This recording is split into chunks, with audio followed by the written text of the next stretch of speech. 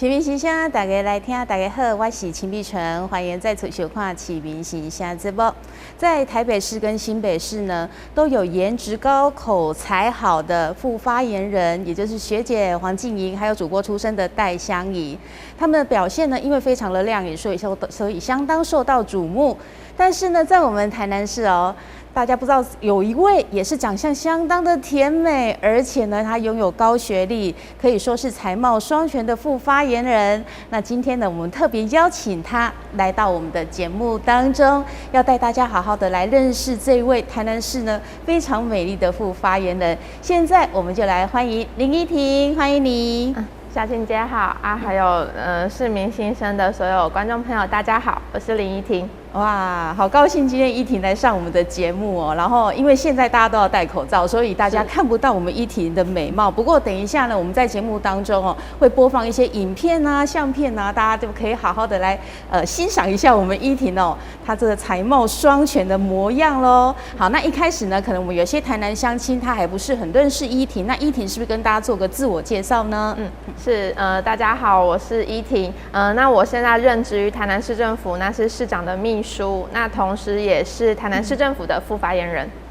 对。那依婷，你可以跟大家讲一下，我们知道你拥有很高的学历，哇，是在国外留学的，那你读的是什么样的学校？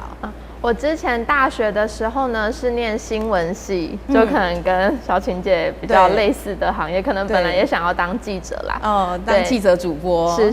那念了世新新闻系之后呢，我后来选择到英国去在研读研究所。那我念的研究所也是媒体关系，就是跟媒体比较有关的。是。对。那在国外就是算是生活了大概1年左右，然后就回到了台湾。所以其实你会选择就读这个世新啊，还有到国外读那个媒体公关之类的，那是以前你就对这一行很有兴趣吗？我从高中就特别爱看新闻。就是真的从小可能就真的本来抱有记者梦。对，那后来就完全毅然决然的就选了世新新闻，就也没有什么填别的志愿。对，就觉得想念新闻啊，可能考不上政大。对，可是就是想说世新比较实务方面啦。对，所以就那时候就到了台北念书。那其实学的也蛮多的，因为世新其实在实务方面的一些培训跟一些技能方面的训练是比较多的。对，那时候包括校内的实习啊，也是做电视。然后大1到大4其实也是花很多时间在新闻工作方面去学习。对，但后来就开始知道现在的生态比较不一样。对，可能跟你们以前那个时候的媒体生态差很多。现在比较求快，那媒体时代就会比较相对节奏比较快，然后你要去做那些比较深入的东西，可能就机会就比较少。对，所以到大概大2的时候就觉得是不是要考虑一下要不要走记者这条路。对，所以后来想了很久，然后加上跟家里的讨论，就会觉得那我们换个角度再继续念书，再想想自己是不是适合这一条路这样。对，所以才会选择到国外去念，一样是念媒体关系。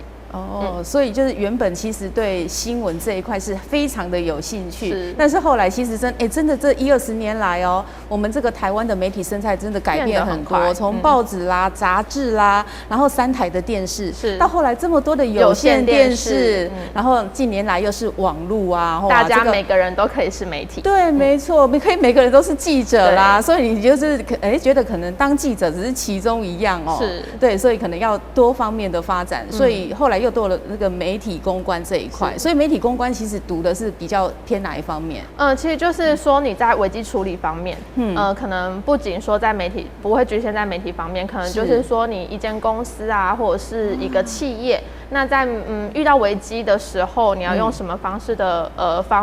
方向去处理？对，其实这也是训练蛮多的。然后在重点是，就是到国外也是算是给自己的一个独立的训练。因为你在那里没有认识什么人，然后就自己要全部自己来啊。真的是，我觉得是一个很不一样的体验。对，所以那一段期间你到国外去，真的让你变得非常的独立，对不对？是。哇，所以这其实是很棒的历练，而且学的这一块，如果说是媒体公关处理各种方面的危机，那跟你后来的这个路真的是有搭上。对，就刚好有搭上。我觉得这就是还蛮蛮酷的，因为一开始本来也不知道自己会走这条路。对对，而且其实那个时候，现在包括现在啦，学媒体公关这一块的其实不多，所以其实你算是非常专业的一个人才哦，哇！好，那我记得说，我其实在2年多前刚认识依婷的时候啊，哇，那时候清纯小女生，那现在当然还是很清纯，不过那时候就是看起来有点傻大姐的样子，因为刚毕业就是学生的模样，哇，好可爱哦，就觉得这个小女生好可爱，很特别，然后看起来有一种很特殊的气质，就是说，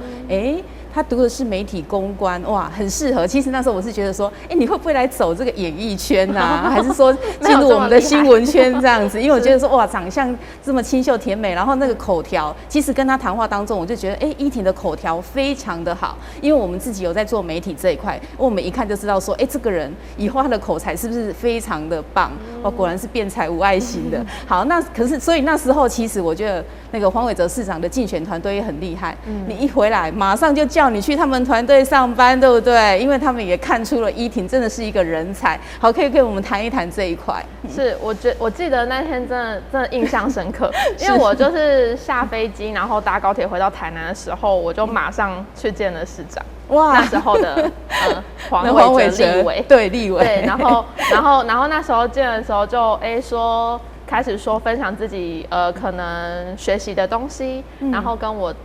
擅长的东西，然后呢我就大概隔天真的完全没有再调时差的，隔天马上就进到文宣部，是马上进入这文宣部。哇，人家说其实政治这一块啊，对一个刚毕业的学生来说，好像是这个小白兔突然跑到一个丛林，对不对？对你来讲，哇，很陌生的环境，可能会不会有什么大野狼啊什么的突然跑出来咬你等等的哦，就是让人家形容说，可能这政治这一块对刚毕业的学生来讲，真的不简单呢。哇，那当时你有没有什么感想？觉得我怎么会去插进低这得啊？对，其实那时候你还不觉得自己在插进低，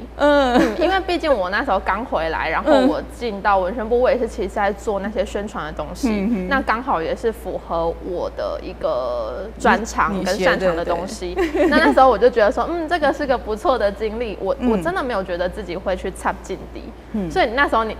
可能还真的不会觉得自己是小白兔，因为我就觉得我在做的东西就是那些日常每天的宣传啊，然后跟候选人的这些一些宣传跟一些要去 promote 他的东西，所以那时候完全不会觉得说我是在可能政策方面、政治方面，我完全没有触及到那一块，所以那时候给自己的一个目标跟一个方向就是我在做宣传这一块，我们可以来看看我们政治宣传，然后台湾的是怎么样，跟国外的是怎么样的这样的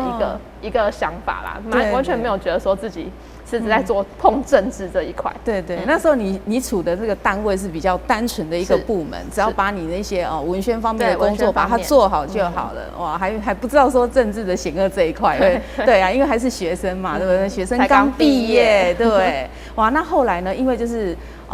黄立伟当选了市长，对不对？你们也算福选有功啊，对不对？帮他表现得非常好。那当然就是依婷做的这一路上的表现有受到肯定，所以他就把你延揽到市政府，对不对？是那个时候延揽到市政府也是说，就进来一起帮忙。那毕竟市政这种东西，它也是需要宣传的。对，你做了什么，你要怎么让市民知道，你要用什么方式让市民知道，这也都是需要做的。对，所以那个时候就市长就说，那就进来市府。其实那时候对我来说蛮紧张的，因为那时候我才24岁。你是84年次，我是84年次，对。所以我那时候就觉得，就市长秘书好像感觉就是要30岁以上之类的。对啊，你是有史以来最年轻的市长秘书，就不会觉得自己就是那种24岁的年纪可以做得了什么。所以其实那时候是。毕竟那时候你什么都不知道，对。其实说坦白的，在进到市府前，真的对市府在做什么，我会觉得不了解，因为你平常日常生活中不太会去接触到，对，除非有问题，就是可能问了身边的人，也不会说去打电话到1999问或什么，真的不会，对。所以那时候其实还蛮紧张的，就觉得说，我不了解的状态下，我进去我会不会什么都做不了？所以你其实就是说也会担心自己可能无法胜任，但是我觉得你进去之后，像我们一般听到的评语都是表现得很好，大家都看到哇，怎么会有一个学生刚毕业，然后进入市府团队的表现就这么的杰出，就是让人家看到你，然后觉得哦，而且重点是长得这么甜美可爱哦，所以大家其实都很喜欢依婷啊对，那你就是还有担任就是市府的秘书以外，还有后来又有做小编，对不对？脸书小编。其实我最一开始我们进到市府的时候，我们是有接触到一些开始处理服务案件。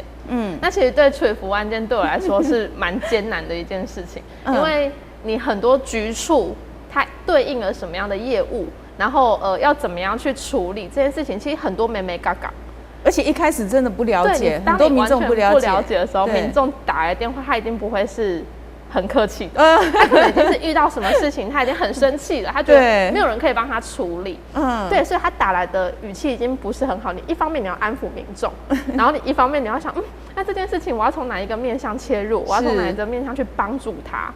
对，所以其实在这方面，短短大概3个月左右，我真的是学蛮多在这一块上面，每天就是接电话，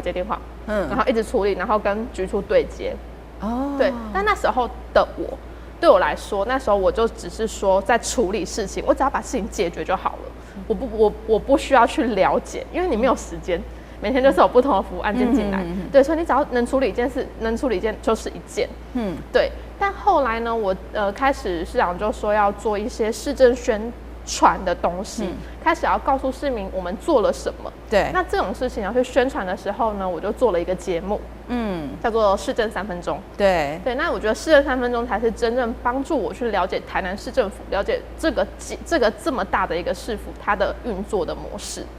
对，所以依婷讲到这一块，然后因为其实在我之前我要做市政相关节目的时候，我就会针对这个局科室，比如说我这次要讲我们台南市道路，我就会把公务局它哪个单位管什么道路，然后把那道路的相关资料全部都调来看过，然后就变市政专家。所以我相信依婷应该也是这个状况。之前接电话的时候，可能你要很快速的回答民众，对不对？了解。只是告诉可能什么单位可以协助你，然后做个转介的工作。但是呢，依婷在接了这个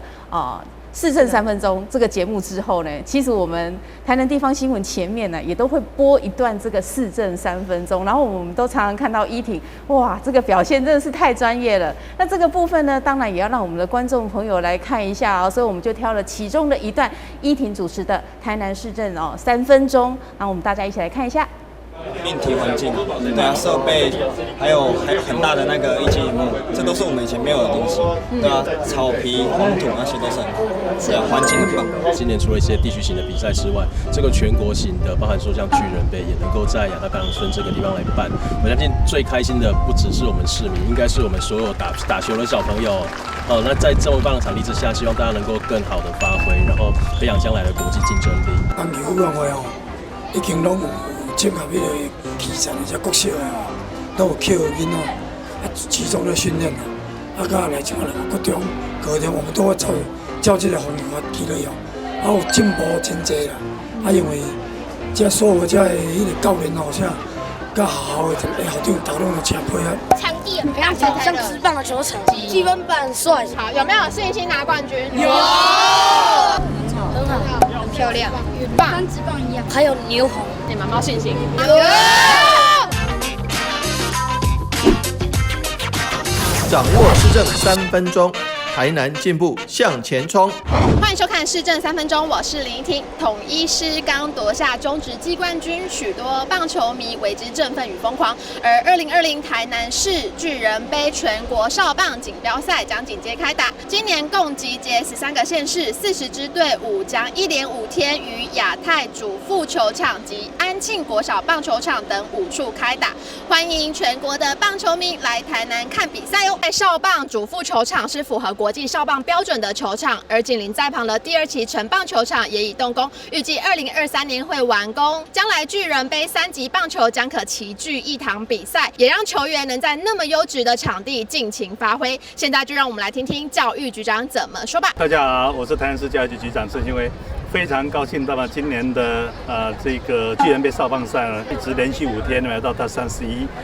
有全台湾呢。那么来自13个县市呢，有40队，那么这样的一个阵容呢，其实是在台湾里面的少棒比赛，那么相当有规模的一场比赛。我们已经连续的办了11届，那么每一次的这个比赛都非常的激烈的竞争。今天呢，也算是第一次呢，就利用我们已经完工的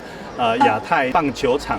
主跟副，那你可以看到我们的场地啊，有一个非常漂亮的一个棒球场。亚太的棒球村啊，那个第2期呢，也正在这个施工，预计的到2023年呢会整个全部完工。整个完工之后呢，我们亚太棒球训练中心就有2个少棒，那么2个呢是成棒，那么就会连结成为一个全台湾可以说是最完整的一个棒球场地。我想这样来讲，就实现我们台南是棒球之都。希望我们全台湾热爱棒球的选手还有球迷呢，一起来台南享受最优质的棒球比赛。哇，大家看到了依婷真的专业的表现。这个讲得这么好，其实依婷没有进演艺圈，可惜。没有。但是呢，除了演艺圈以外，其实现在我觉得，不管是市府的发言人什么的，其实上镜头的机会有时候还比艺人多是，对不对？因为现在这个媒体这么发达的时代，然后大家那个FB 啦、YouTube 啦等等的这网络上其实你随时随地都可以上镜头，对不对？所以依婷可以跟我们谈一谈，你一开始这样上镜头，其实你会不会紧张啊？其实，因为之前刚刚所说的，我大学的时候就已经有在做相关电视方面的实习了，所以其实对镜头是不陌生的。对，但其实市政3分钟对我来说很疲倦的，算是很累的一件事情。是一开始刚刚所说的嘛，我对市政可能还不太了解，所以我很多东西都是要从头开始学，像包括公务局、水利局这种。他要跟我讲说那个管线是怎样啊，或者是那个什么堤防高多少啊，什么这种，对我来说这是超级生硬的东西，就理科的东西，我完全没有办法。对，然后当你要去开始要做节目的时候，你一定要去研究说它到底是什么。就像刚刚小婷所说的录屏好了，对，你要知道说录屏它是用什么料。它跟一般的道路跑坡有什么不一样？对，我这是要做超级专业的去研究它这个到底是怎么样，你才能去把它转成白话文。对，因为你如果一般那种什么那些专有的名词啊，或者是那些单位，那市民朋友根本听不懂。对，然后什么？他刚刚跟他讲说这条路就是在你家旁边，然后呢，他为什么要做路屏？那他做路屏之后，他以后会有什么样的改变？对，这才是你真的要传达给市民的。对，所以那个时候，其实一开始花蛮多时间的是要去研究这些资料，初步的研究之后，然后开始去探讨说，那好，我要找哪一段来做示范？就例如说，好，我要做录屏的话，我要找哪一段路最烂的来做示范。那公务局刚好去做了，那我就跟他们一起去。所以那个时候我还上过那种跑铺车，对，这其实对我来说蛮多很特别的体验。对，然后去上那些跑铺车，然后我可能就附近的店家或者是民宅就直接去问了。对，所以也是算是跟市民有直接的接触啊。对，其实市政3分钟180集来，就是认识了很多台南不同的乡亲。对，哇，这180集其实你看一集只有3分钟，但是对依婷来讲，你知道她要做多少的功课？前置功课就是要做非常的多哇。然后我真的算用自己的双脚去走遍台南37区。哇，几乎都走过了。每天都要出去，一天拍个2-3集都是很正常的。对，最远我其实最印象深刻的是有一次去拍了那个芒果。那个时候要说芒果的采收，因为如果大雨来的时候，芒果可能就很容易落果，它的价就会不好。对，所以那时候就有一个叫做小牛车。小牛车呢对我来说的想象是小牛车，我以为是牛车，我真的以为是牛车。我想说牛车怎么上去采芒果？然后就是那其实是玉井区公所那边就是有出一台，就是算是有点越野车。然后你对我而言，我就觉得芒果应该是不会在那种什么很高的山上吧，就是可能旁边路边，我们去玉井。可能看到路边就很多芒果在采收了，就不是那时候上那种真的是超级陡的那种山路，然后很小，他那种车没办法进去，所以他才要用这个小牛车上去，然后骑着这个小牛车上去采芒果。然后到那个山上真的超级漂亮，你是完全你一般人根本就不会走到里面去看到，原来你所吃的那些爱文芒果是长在这样的地方。对，就是你透过这个节目也可以发现很多台南的美。这些是你平常可能在市区啊，或者是真的你就算走到山区，你可能也看不到的。对，哇，所以其实依婷做这180集的市政3分钟，不但对市政有了解，然后其实你深入各个的这个区里啊，也对我们整个台南市也都很了解。真的，因为毕竟你如果说做社区，像我最常做的像什么社区发展协会啊，或者是一些在推这些关怀老人啊、关怀长者这些团体，其实跟这些团体接触，你就会知道，原来我们台南除了市府在做的这些工作之外，我们民间还有多少的单位是一起在协助，让我们台南照顾我们台南这些长者。对，因为大家知道我们37区非常的大，那有很多区域可能是人口较老化的地方，对，那这些地方它就特别需要去被照顾。对，没错，而且啊，就是说，我们依婷可能，在这采访的过程当中，其实你应该也会多多少少觉得说，很多有一些事情是让你看到觉得很感动的，有没有印象比较深刻的？其实我最印象深刻的是社会局曾经我有做过一集，那时候我就去跟局长说，局长这就有什么可以做啊？就是我要自己去挖题，还有挖题材，对，说最近有没有什么你们在推的啊？是，对，然后他就跟我说有一个几点了咖啡馆。对我来说，几点的咖啡馆是什么啊？就是怎么有这种东西这样？就是其实是市府透过一个民间单位，然后跟超商合作。这我那一集我有看到，就是让我们一些长者，尤其是失智的长者，对，就是其实失智长者他们可能对自己的生活他会失去信心，然后他可能真的很常就会忘记事情。那其实对于子女的照顾，子女照顾这些失智长者，他们来说也是一件可能会比较累的一件事情，对，所以那时候就是超商跟这个市府来结合，就会每天就是有几位长者就可以到超商，然后去卖咖啡，对，而且那年纪都很大，对，就大概都70-80岁以上，对，然后你就看到很可爱的阿嬷，然后拿着咖啡，然后就给你，对，就是他们可能就透过这些动作来跟社区跟人接触，来延缓他们失智的一个那个迹象，这样。对，其实我觉得蛮感动的，因为那些70-80岁阿嬷，他们可能这一秒跟你说，妹妹啊，你就够追耶，那可能下一秒他会问说，你是像啊？对，所以其实我们在对于这样的长者的照顾，我们能做什么，让他们跟社区可以更多的融合，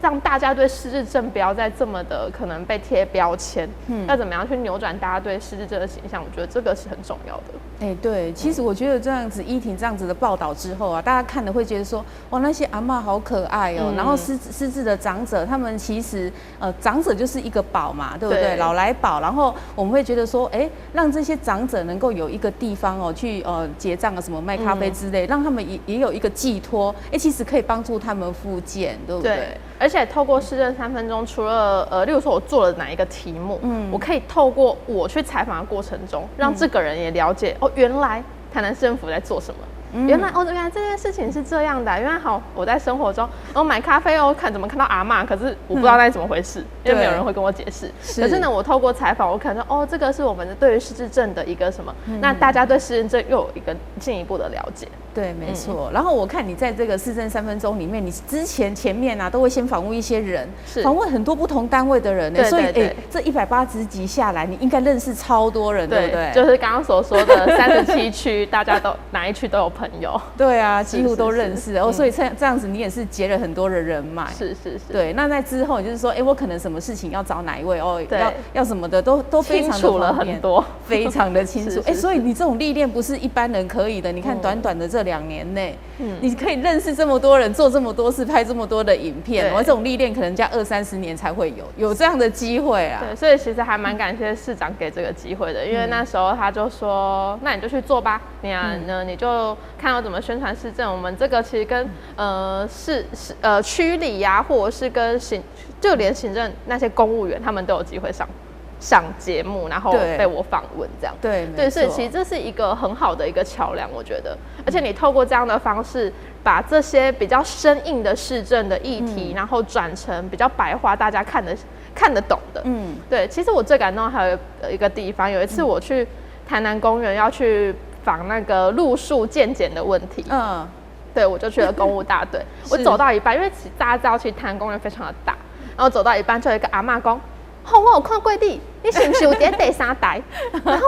我就想说，哇，有人看到了，而且他真的是我不认识的市民，他就在台南公园运动的一个阿嬷，对，然后他就说，哦，我拢在看你的节目哦，哇，所以那是一个很对，你会感动的，因为你会觉得，你每天很累，就是真的走307区在做的节目有人在看。对，没错，那跟我们一样，就我们出去说，你不是那个电视的主播，然后你就会想，我们的东西有人看，然后他还这样，就等于给你一个很棒的一个回馈，哇，你就会觉得，那我要更认真的做，真的，那真的就开始做的比较有动力一点。对哦，对，就是原来真的有人在看，然后原来真的有人因为看了你的节目，然后他了解了这件事情。对，没错，而且我觉得，因为现在的人都很忙，他不会说一个电视一直盯着看，是你的3分钟刚刚好，然后你就可以把这个市政传达的这么棒，所以我相信就是黄伟哲市长啊，也会觉得说，这市政3分钟交给依婷做，真的把它做起来，做很好，让大家就是很轻松的，在3分钟以内就可以了解有什么市政，了解一个市政，真的。那你看累积下来，了解多少的市政？好，那讲到这一点，就是说，其实你对黄伟哲市长应该蛮了解的，对不对？那你觉得黄伟哲市长是怎么样的人？跟我们可能一般民众看到市长，大家都觉得市长就是市长，一定要很庄严什么的之类的啊，要很稳重啊。那你觉得市长呢？市长是个很亲民、很随和的市长，这是真的。因为对我而言啦，我之前自己是一般市民的时候，我可能在某些场合看到市长，就会觉得我穿着西装，然后就是好像很难接近，然后旁边围一堆人，你根本没办法接近那种。对啊，对。但是市长不是，就是市长他其实到一个场合，他就会想要走进人群，然后跟小朋友互动。然后就是会跟他们 give me five 啊，干嘛，然后发糖果啊，干嘛？他自己也很小孩子的个性，对，他就是比较小孩子的个性，然后可能就是比较爱吃了一点，市长，对，这个我们也有看到哦。其实他是个很节俭的人啦，对，因为节俭。跟他近身观察，其实他是个很节俭的人，所以你可以看出来，他其实对于台南市政府的每一笔预算，他其实都是非常精精细算去打算的。对，他绝对不会去浪费，他绝对会把钱花在刀口上。对，没错。那其实就跟他本身的个性，因为像我们接触过，我们也了解说，市长他就是比较小孩子的个性，然后其实蛮随和的，跟我们一般印象当中的市长不太一样。然后可能就是依婷讲的，他对美食很有兴趣啊，对不对？他到一个场合很爱吃美食，对他很喜欢吃美食，然后他又有一个很爱打包的习惯。对，就是相信很多人都知道，这是他的特色。对，没错，就是到一个场合，然后如果吃东西，他觉得说，有剩还是这个东西不错，他会说麻烦帮我打包。对，所以这个某种程度来说也是印证到说他是个很节俭的人，因为他是真的不喜欢浪费食物。对，所以有些人他会说，可能不好意思打包什么之类，但是你有时候你吃过，或者是说，那道菜在那边就是这样，就是可能就丢了，对，浪费了，他就会觉得再少。真的，我曾经最印象深刻的是，他吃那个猪脚然后他已经吃到就是大概就是这一个骨头旁边加一块肉这样，他说包起来。我就想说，这不是剩一口而已吗？你为什么不吃一吃？然后他可能吃饱了，很饱了，但是他又不想要浪费。对，我觉得这个是很难能可贵的一件事情。真的，很多人就会想说不好意思包，但是他把它包回去，就是不要浪费食物。就是甚至还会觉得说反正那也剩一口而已，那个也没什么。对，可是他就是会去，再怎么小，他还是会打包走。哇，真的，所以这个其实看得出来他勤俭的个性。所以你觉得这样子，他运用在这个市政方面，就是每一项他也都会开源节流。对。所以是这样子个性的养成，就对。那我们知道说市长好像，那他其他的生活习惯呢？这可以透露给民众了解吗？可能就那个飞轮变成那个晒衣架，飞轮变成这个讲给大家分享一下。之前大家知道疫情期间嘛，就可能比较没有办法去运动，对。但是他的办公室就一直都摆着一台飞轮，我就一直跟他讲说，市长你到底要多久骑一次？他说我1个礼拜至少会骑3次。我说我不相信，我说你1个礼拜真的会骑3次？他说。我说那你每次骑多久？然后他说大概10分钟以上。我说你真的1个礼拜骑3次，然后每次骑10分钟以上，你确定？因为那台飞轮就是从他放在那边开始，他就几乎都在掉衣服了。对，我就不相信他1个礼拜会把他3次衣服拿下来，然后去骑10分钟。对，他在吊着衣服，然后就有借口说，他现在在吊衣服不方便啦。是，所以他还是没有骑过。他后来有一次我们去参加一个活动，就是那种就是一个长青的运动空间，然后就有飞轮，然后我就看他骑得很吃力，我就说市长你真的有在骑飞轮吗？你如果有在运动的习惯，你应该不太可能骑得这么吃力。哦，对对，所以是没有。对啊，可是还好啊，因为他每天其实大家都知道在哪里都可以看到市长，疫情前啦，在哪里都可以看到市长，所以其实他真的是也用双脚一直都在走。所以我就说，好啦，没关系，就是他至少有在走路，就是运动量有够。对，也是就依婷的观察是还蛮勤俭，然后认真，然后喜欢美食的一位市长。他真的很认真在跑任何的活动。对，他想要让大家在很多地方都可以看到市长。对，所以其实黄伟哲市长啊，真的是蛮欣赏依婷的，因为会把他这个提拔成为副发言人哎，所以接副发言人这一块，我们来讲一讲。就你这么年轻的一位女生，像刚才我一开始提到的，我们在台北市、新北市那2位。那都是蛮有历练的啦哈，然后而且他们一个是80年次，一个81年次，你84年次算最年轻的，哇！我去调查过了，那你当副发言人有什么感想？其实那时候接的时候，我也跟那时候进市府一样的感觉，就觉得我可以胜任嘛，因为副发言人毕竟是某种程度来说，你要代表市政府去进行一些发言，对，那你讲出来的话是跟市府是画上等号的。我那时候就开始觉得说，我自己可以做到嘛，这样其实也是质疑了很久，对。但是后来就觉得，当你收到这个重担的时候，这个重任的时候，那你就是要努力的去达到他应该要有的这个责任，对。所以我其实后来就开始疫情了嘛，对。疫情开始之后，我们就开始每天都要开这个防疫记者会，对，所以在防疫记者会上就会担任主持人，对，那从这方面慢慢的去做，然后跟媒体的沟通啊，然后后来就是也有几次的发言，就是还让自己慢慢的学习跟历练这样。对，你的发言其实大家听到都觉得发言相当的得体，因为现在当发言人不简单哎，你的发言其实不是只有我们台南市看得到，是全国，然后网络上一直在播，大家都看得到，而且大家很喜欢互相比较，说哪一个县市的这个发言人发言发得比较好，对，那依婷表现到目前，我觉得她都是非常的棒，谢谢。对，至少都没有让人家批评过，那可能新北什么的那个多少发言会有出锤的时候，就会被人家这样攻击。对，这个可能依婷有没有想过说，如果我发言不当，万一被人家这样子讲，对不对？也会有这个压力吧。对啊，因为毕竟发言人某种程度来说就是要帮市长就是做第一防线嘛。对，所以如果可以把事情化小，然后化无，就是好事这样。所以我觉得这很多时候都是还是必须要很多的学习。对，可能也是会去参考别人怎么发言啊，对于议题的掌控，或者是对于新闻媒体的这些回应，是怎么样会比较好这样。对，没错，哇！我在2年多前那时候跟依婷聊天，然后跟现在其实我们的节目做的有点类似聊天的方式，但是我觉得依婷真的成长了很多，因为她各方面啊，就是说，她有高学历以外，她后来的这一段经历让她自己本身讲出来的一些话，然后她的谈吐什么都有非常神速的进步，真的不简单。而且我觉得后来因为疫情期间，对，然后每天市政府下午3点都固定开一个防疫记者会，你担任主持人，然后又协助回答问题，是不是真的让你成长很多？这方面学到太多了。是因为就像刚刚所说的，就是从节目开始啊，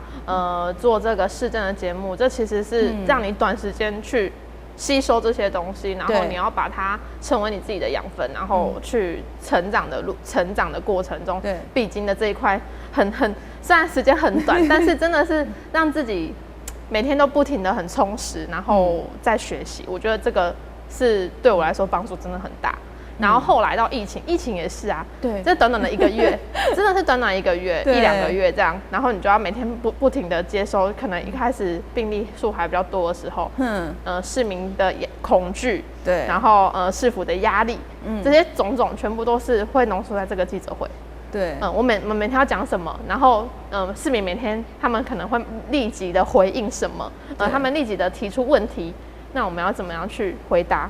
哇，对，这个真的是一种危机的处理，是对不对？然后还有很多媒体记者一直在逼问，对对对对，哇，这个压力真的是非常的大。哇，其实这样哦，我现在想一想，对依婷这样子一个这个20几岁这么年轻的小女生，哇，可以透过这样的历练，然后她还是非常的处变不惊，然后表现真的是非常的棒。哇，真的是人才哦！我们台南市有你这样的发言人，真的让我们都自己都感觉到骄傲起来。算是市长愿意给我这样的年轻人机会啦，因为毕竟刚刚所说的年轻人要有这样的历练，真的不简单。对对，因为你要有第一，你要有机会。对，所以有了机会，自己本身也要有这个能力，然后能把握。而且我觉得依婷很认真，对，真的要很认真。有些人他可能就是没有这么认真，他做个节目，像我们这一行就是有些人你看得出来说，他做的节目就是这样子随便去做一做，做个表面这样子。但是有些人他很认真，他非常的深入。也许有些东西他并不是说我节目当中有人到，但是他什么东西他都会去了解。就像刚才依婷讲的，一个道路里面什么材质，他了解了很多，但是他把它融会贯通讲出来，可能只有一句话，对，对不对？对对对，这是在做节目的过程中最能了解的，没错。因为你可能在上面呈现的只有3分钟、1分钟，可是你要全面做的功课，你必须要去知道这个很细节的东西，你才能把它讲成很精简的话。对，没错。但是呢，虽然说有些东西当集的节目用不上，但是呢，却变成说自己的以后知道的一个历练、一个本事，有这个常识，有这个知识了。对，其实对我来说就是这样，因为你学了这些东西以后，之后别人问了什么，或者是别人在讨论什么时候，你就发现你懂对，我觉得这个就是很算是学习到的东西。对对，所以你用很快的时间，2年内把所有几乎市政全部都做了很大的了解，这些都是你自己的资产。对。哇，真的是很棒了哈！好，那就是从那个疫情期间，那到后来这一阵子就是之前是那个没水缺水，到后来变成水太多雨下太大，结果淹水，所以这样子的话，其实你们都要进行危机处理，对不对？对，其实那一阵子水情比较严峻吃紧的时候，其实我们除了一方面透过一些影片啊，或者是透过一些市长公开的画面来宣导大家就是要节约用水，然后告诉大家我们现在水情就吃紧，我们也不希望走到限水。其实那阵子很多民众有很多不同的质疑啦，例如说什么我们那时候开了洗车场的时候，大家就会觉得为什么要开洗车场？对，我们现在不在缺水嘛？为什么要开洗车场？但其实大家会不知道，就是其实洗车场的水它不是大家想象用的这么多，因为它是高压水柱。对，所以其实那方面我们必须在水情吃紧的情况下，也要照顾到业者。所以其实这很多时候是一些很两难的东西，你没有办法说。你一直一昧的把这些全部关起来，但是这些人还是要生活啊。对啊，可是，一般民众可能就会觉得说我们就在缺水，我们不想要限水啊。那你们这样是否是在带头浪费水？对，就会备受这样的质疑。对，所以其实就是一定不断要去进行沟通，然后跟告诉市民我们为什么要有这样的决策，我们为什么要这么做。对，然后到后来开始水灾的时候，就是瞬间强降雨太多，好几波的瞬间强降雨，导致很多路段都有一些积水。那这时候就像我们那时候就每天都要出去巡啊，要巡说哪个地方有积水，哪个地方要赶快回报这样。对，可是其实这一次的积淹水情形没有以往的严重，因为我们的三元溪整治工程其实是成功的。对，在这一次的几波的大雨下，其实可以证实它是成功的。我们的中华医师科技大学就没有再淹水了。对，那其实永康仁德的积水情形也是少了很多。对，这个我觉得就是很有感的一项施政。对，那所以其实你平常不管是说之前拍影片啊，或者是之后担任这个副发言人的角色，所以你其实都是常常要跟着市长出去外面跑行程，对不对？对。那跑行程的过程当中，有没有哪些让你觉得有什么体会的？其实因为刚刚所说的嘛，我是一个念媒体出身的，对，所以其实我比较想要去观察，例如说，我们到一个场合，可能市长旁边会围很多人啊，什么总干事啊，什么理事长啊，你可能晋升不了，因为我就觉得那时候不是晋升的时候，那个时候你应该要在外围，你要去观察外围这个活动是哪些人有什么样的回馈。或者是你可以特别看到你站在外围，你可以特别看到一些不一样的故事。对，我觉得这才是最重要的，因为你跟在大人旁边，你可能看不到这些。对，所以我会比较倾向就是我会比较在外围，但是我一定要在市长看得到我的地方，因为如果他有时候要马上要交代什么事情的时候，我才帮得上忙。哇，所以你等于说跳得比较出来，像我们在说旁观者清的角度下去看这个，然后发现说有什么问题或什么值得报道的，哇。依婷果然是很聪明，自己都知道这个道理啦。好，那就是你在担任这个发言人啊，或者是之前拍摄，你有没有遇过什么困难，让你觉得可能之前有挑战过的？比较困难方面的事情。比较困难的方面应该是我印象深刻，我做了一集节目，其实我做的蛮难过的，就是在做那个家防中心，就是一些家暴啊，家庭然后暴力防治中心，因为有一阵子我们的台南市很常出现，就是被旧案重提啦。就是把之前的家暴案件或者是一些虐待的案件旧案重提，那可能就放到那种爆料公社啊，然后这些被害人的这些隐私全部都被爆出来，这样是对。那其实这都是旧案，就是社会局已经在关怀、已经在处理的，但是就是被刻意拿上来，可能媒体又在炒作，就会导致让市民觉得说台南市好像很多家暴案件这其实是旧案，对，其实都是旧案，那时候其实我只是想要，我那时候做那节目主要的目的是，我想要告诉大家，台南市在处理家暴、在处理霸凌，我们是怎么在做的。就是想要告诉大家说，我们并不是没有做，那我们是照什么样的程序在做。那其实顺便教导大家说，其实这些都是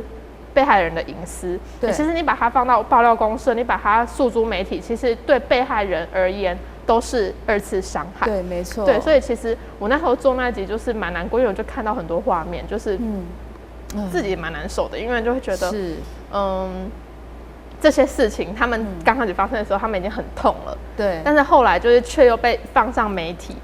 对，当然我们会去挞伐这些加害者，但挞伐这些加害者一点用都没有。因为受害者就是受害了，对啊。但是他们的所有资讯、所有的那些画面都被放在网络上，再次的被讨论。其实我觉得那个时候我就觉得媒体识读非常的重要。对，媒体识读这一块，现在都在推。大学的时候念媒体识读都觉得念这个干嘛？就是为什么要念媒体识读？就是这不是很一般大家都要知道的事情吗？但后来就是发现，其实很多人不知道。没错，为什么媒体识读要一直被推？大家都需要有这样的具备这样的常识。对，你要知道什么事情是可以传的，什么事情是你传了可能会造成别人的2次伤害，甚至可能会触法。就像这次的疫情期间，对，我们都知道现在大家人手一机，大家都可以很轻松的去获得资讯或者是传递资讯。那大家都知道，就是假消息现在都非常的猖獗。对，那你要怎么？每个人要有一个媒体识读的概念，然后你知道你自己得到的这个资讯，它的正确度跟它的可信度。对，那你如果在都还不知道的情况下，你就去进行转传，其实你就是再把这个资讯2次传到可能会再次相信的人。对，我觉得这个是大家必须要很注意的地方，尤其是在疫情期间。对，所以媒体识读这一块，然后我们常常听到，媒体识读，像我们公司啊等等，也都是在推这一块。然后，也许我们自己做媒体啊，或者是说你们有接触，有一些人知道，或是一些大学生之前上过课知道。但是其实很多的民众他是不了解媒体识读这一块，那就像依婷讲的可能就会出现那种人家传给你，因为现在手机太发达，大家都传来传去，一传，大家就又这个假讯息就又出去了。对，没错。所以其实你们在市府也会常常面临到说，很多民众有一些假讯息，然后跑来问你们说，是不是真的有这样的事情？真的，因为像之前病例数还比较多的时候，就会说哪里好像在消毒啊，是不是有确诊啊？对啊，这种事情很多，对，大家会怕，这是出于民众的恐惧。所以当这些假讯息因为传出去，然后后来又因为民众的恐惧，它就会绷在一起，它就会变真的。大家就会觉得那是真的，可是它其实不是真的。对，所以就是在这方面，其实我们也是处理了很多在不管是记者会上，或者是市长脸书上，或者是直接发新闻稿，用不同的方式一直在告诉大家，你一定在收到讯息的时候，你一定要再三的查证，你真的不能说一收到就马上传，然后还是告诉大家那个是真的，或者用这种耳语的方式传播出去，其实这是真的是一个蛮不好的行为。对，哇，所以其实谈到这里，我觉得依婷真是，这2年来真的进步神速，然后大家会认为说，哇，这么棒，她可以从一位可以当新闻记者了，也可以当主持人、当主播，还可以当发言人，然后还可以协助解决各种的市政问题，真的不简单。而且我觉得其实依婷最重要的是说，她透过她做的这些事情里面，我觉得她有一个温暖的心，她真的是会去关怀到一些民众他们最基本的，然后包括一些可能有一些弱势的啦，或者是说受家暴，然后2次伤害等等的问题。我觉得依婷可以这样子保持一颗就是那种赤子之心，真的不简单。我觉得这个蛮重要的，因为如果你做这件事情，你只能看到它可能比较表面，或者是就是单纯处理了，对。可是你没有办法站在不管是受害人或者是需要被关怀的人这些人的角度跟立场的话，你会很难用比较符合他的方式去进行处理。对，所以就像我们那时候接到的一些服务案件也是。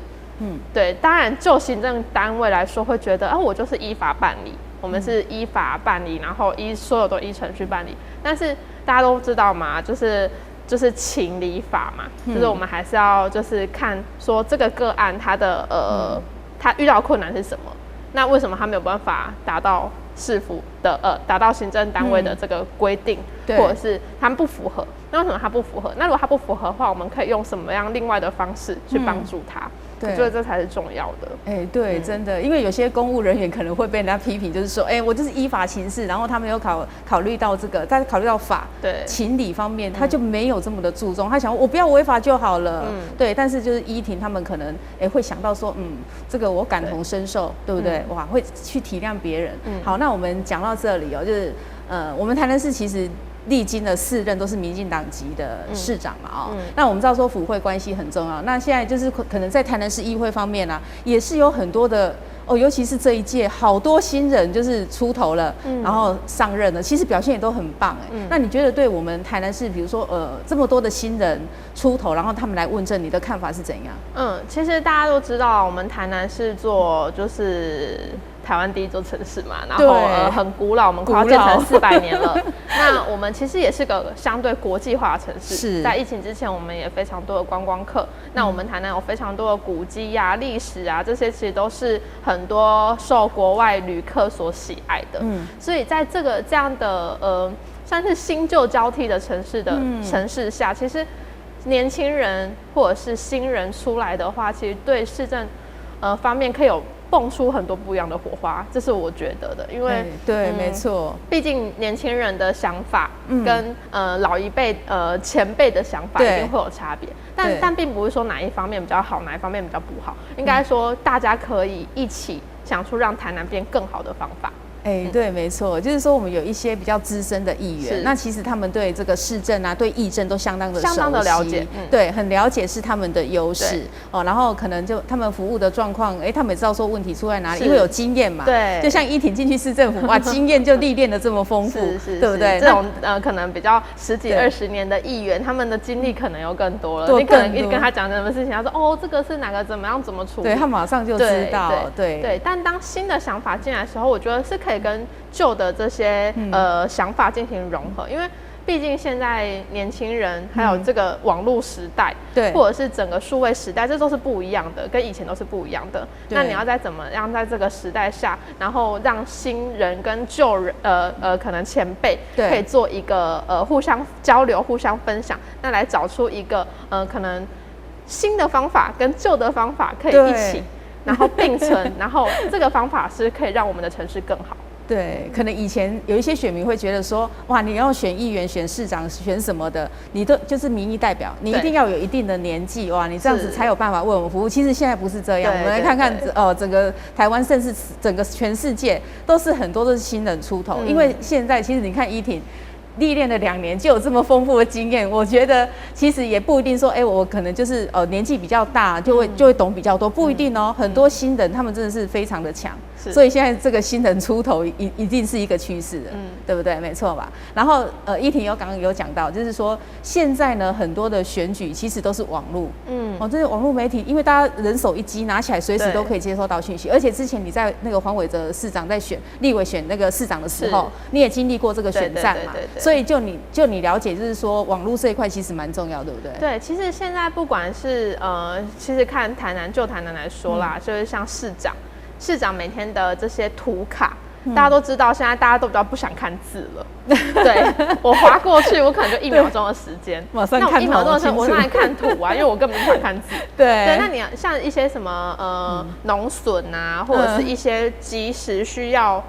通报给市民朋友知道的讯息，你透过图的方式会更快速。因为大家看图就知道是什么这样，然后这个图它又可以透过除了这个Facebook 的平台之外，对，又可以透过 LINE 的平台去转传，对，所以其实当它更多面向的传到很多人的手上的时候，它就会是一个好的宣传。对，所以其实不仅说市长啊，你刚才也可以看到，现在台南其实很多民意代表啊，或者是一些首长，其实他们也都用这样的方式在进行。其实不管是前辈或者是年轻人，大家现在都在网络时代在学习。对，没错，因为像我们有线电视原本都是在电视台，但是现在我们其实也要转 YouTube。对，我们的节目啊，我们的新闻全部都是 PO FB、YouTube， 然后电视让你全部都看得到。那很多的这个报社也是，哇，他说他们记者以前只要撰稿，现在呢自己都还要拿麦克风起来，要录一段，要拍照，要干嘛？其实就是现在大家在这个时代一直不断的，可能就必须要学习的。就像刚刚小婷姐有说到，每个人都可以当记者。对，没错，哇！所以呢，其实现在这又受到疫情的影响。那其实讲到说，其实选举很快又要来了。那就你来看啦，因为你之前有协助这个黄伟哲市长有辅选的经验嘛，那你来看说，在疫情笼罩之下，因为像现在很多人会宅在家，那是网络更重要，或者是说，这个疫情会带给我们的这次的选战有什么样的不同吗？其实我觉得现在疫情还没有。算是达到一个完全清零的情况下，大家都还是会怕的。对，虽然大家被关了闷坏了，但是还是某种程度来说会惧怕。所以其实就我来看，我觉得选举的这个氛围可能不会像以往这么重。对，我们之前可能知道选举年一到，就是大家各个候选人啊什么就会开始跑嘛，可是招通啊，跑行程拜访，这都没了。疫情这些都没了。你看这次连中原普渡，以前普渡团拜什么，现在全部都不行。对啊，所以其实我觉得在选举这一次的可能明年的选举会有很多不一样的转变。可能我们以往看到那些选举文化可能会少很多，会少，而且大家对于选举的氛围、选举这个气氛，可能也会少多一点，因为大家会觉得我们疫情又还没有很稳定，我们又还不是很安全，你们就在选举，就可能一般市民会有这样的想法。所以我觉得这对候选人来说可能会是挑战，因为你可能你之前可以每天都出去接触人群，可是你现在接触人群，然后会有人说你有没有打疫苗？对对，你们快筛。对，就是会有这样的现象出现。对，所以我觉得这对候选人来说，不管是新人或旧人，尤其是新人，会是个挑战。对耶，真的，因为一般就是之前新人都是透过说去什么地方办活动，到那里招通啊，然后发名片很多啊，你可以亲手握到每一个人。对，可是这些大家现在谁敢跟你握手？对啊，所以其实算是会是挑战啦。对，甚至现在连那个活动很多都取消不办了，所以要去接触到实际面对面的机会很少。所以这样是不是凸显说我们可能在打这个网络战啊，或者是说电视节目，就是一般我们不用接触到的。因为像我们公司就比如说很多人都会装网络，对，因为在家学习的很多要网络，所以大家都会来就是看有线电视，或者是说看那个网络媒体 YouTube、FB。所以之后的话，是不是？那你觉得这样是不是对年轻的那个参选者会可能会比较有利？对，但当然会有利，但是某种程度来说，就像刚刚所说的，其实现在很多老前辈们，他们也在学习这一块。他们也想要吃年轻人。对，没错。所以其实就是会变成可能实体选战会开始渐渐走向网络选战。对啊，除非说我们到年底大家就是台湾清零了，然后大家都很安全了，就会恢复这些活动，开始慢慢恢复了。对，但是我觉得这个恢复的速度可能会是慢的。对，因为大家就算真的清零了，他如果说疫苗大家也开始有打了，可能才会慢慢恢复。对，但是还要一段的时间，还需要一段时间，而且又很怕说这个如果变种的，对，就其实大家现在怕的是变种病毒，因为你不知道什么时候会遇到。对啊，但是真的还是要告诉大家，我们台南啊，我们真的已经超过50天加零了。对，其实这个是大家一起努力的，市府跟市民大家一起努力的成果。对，哇，今天真的好开心访问到依婷哦。其实我跟依婷这样子对话当中，我觉得我自己也学到了很多。对，因为我们算是老一辈，在新闻界老一辈，然后依婷这样的新人出来，但是我觉得她的学习态度啊，还有她自己就是说她各方面的历练，还有她的为人，就是一直都是这么的亲切、和蔼可亲，然后可以体恤到大家。我觉得依婷真的很棒。所以依婷在我们节目的最后，是把你这段期间可能有你自己收获的东西，然后你自己心里的感受，最后再跟我们观众朋友做个分享。其实像这一次刚刚所提到的这分享这些经历，不管从之前的做节目到后来的疫情啊，这些我觉得都是不断在学习。就是我觉得现在市府跟市民应该是要一起学习。就是市民朋友可能也因为这次的疫情啊，然后也了解了很多可能之前不了解的事情。对，疫情对我们来说就是个未知。对，所以我觉得市府很愿意，我觉得黄伟哲市长很愿意，整个市府团队都很愿意，就是跟着市民大家一起走过这波疫情。所以就是还是要希望大家呢，就是继续提醒媒体识读很重要。我们真的收到讯息的时候，要进一步的查证，绝对不要轻易的就相信，然后轻易的去转传。那其实市府的官网上有很多的辟谣专区啊，可以告诉大家哪些是真的，哪些是假的，这样。对，那其实我觉得，就我们这种年轻人啊，在市府单位里面，其实这么久的一段时间，我觉得我学习真的非常的多。那也因为有市民朋友，因为其实我出去也都是接触很多不同的市民朋友，对，其实他们给我的回馈啊，或者是回馈给我们的问题，我们也都是很亲力亲为，甚至真的是我也都会回报给市长。那市长也知道原来哪个地方可以再更好，那可以有局处来继续来研议，看怎么样可以变得更好。所以我觉得其实我们都是愿意做的，但是希望就是大家多多再给我们支持，这样。哇，好，所以今天呢，我要帮依婷下一个结论。我觉得依婷是一位拥有高学历，然后长相外形甜美，条件相当棒的一位女孩子。而且呢，她不止这样子让我觉得更佩服的是说，她的学习态度真的非常的认真，而且呢，都会很深入的去了解，然后把这些东西呢，她还要用关怀的心、温暖的心。去处理这些事情，这是真的很不简单，所以我相信依婷呢，未来一定会更上一层楼。但是也祈勉你可以永葆像现在这样的赤子之心，是真的很棒哦！再一次谢谢依婷到节目当中，谢谢小婷姐，谢谢大家，谢谢。好，那么感谢观众朋友收看《奇迷时下这波》，底下哥知道了，咱再会。